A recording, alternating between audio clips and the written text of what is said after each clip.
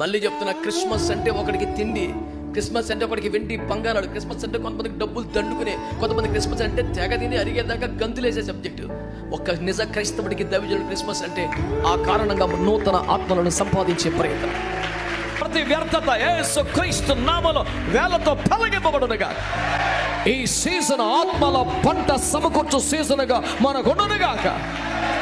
అపోహలు పోవాలి, అబద్ధాలు పోవాలి, దొంగ బోధలు పోవాలి, వ్యర్థమైన లేనిపోని డ్యాన్సులు పోవాలి. హృదయంలో క్రీస్తును కలిగి లేనివాడు ఒక శూన్య హృదయము, దయ్యాల కొంపగా తగలబడ్డవాడు.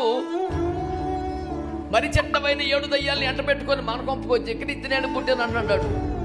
గుండెల్లో క్రీస్తును కలిగిన వారు, క్రీస్తు లేక నానా అగచాట్లు పడుతున్న ప్రజల దగ్గరికి వెళ్ళి, మా హృదయంలో క్రీస్తు ఉండక కారణంగానే మేము ఎలా ఉన్నాం, మీరు కూడా క్రీస్తుని హృదయాల్లో చేర్చుకోండి అని చెప్పాలి.